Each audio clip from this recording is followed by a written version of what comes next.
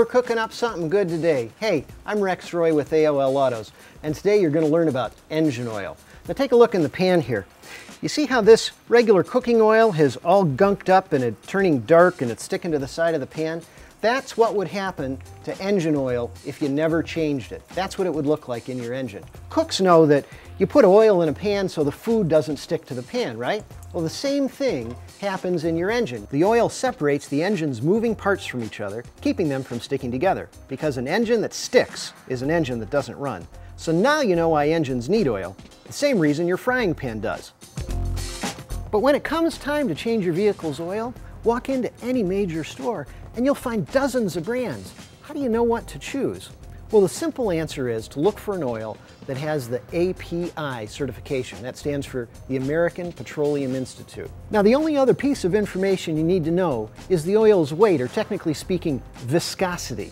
Now, you don't need to know what viscosity is, but you do need to get these two numbers correct, and you'll find that information in your vehicle's owner's manual. Now, the first number is really important because it has to do with how well the oil flows when it's cold. We pulled both these oils out of the freezer. This one is a straight 40 weight, and it pours really slowly.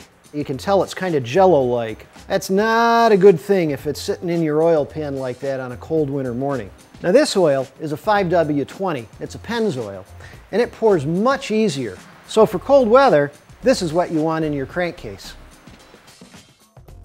So now you know about viscosity, the measure of how oil flows. But there's a lot more to know about oil. When you scan these shelves, there's huge variation. There are regular oils, synthetic blends, fuel economy enhancing oils, racing oils. Now you can think of motor oils just like you do cooking oils. Like this straight 40 weight, it's like lard. It certainly has its purpose. Moving up, this is a conventional motor oil, a non-synthetic. Yeah, that's like your regular vegetable oil. You move up to this Mobil 1, it's like your virgin olive oil. But this Pennzoil, fully synthetic 5W20, this would be like your extra virgin olive oil. My first rule about oil, though, is that cheap oils are cheap for a reason.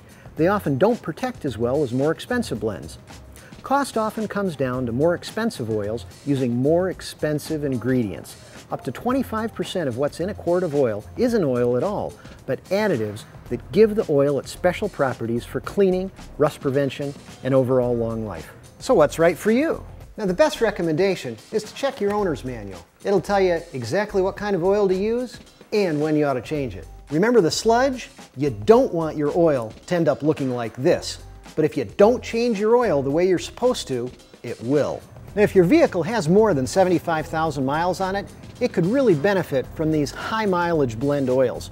The additive packages in these oils address carbon buildup that's common in older engines, and also hardening gaskets and seals. Those are both common problems that come along with higher mileage engines, and that makes these worth the extra buck or so a quart.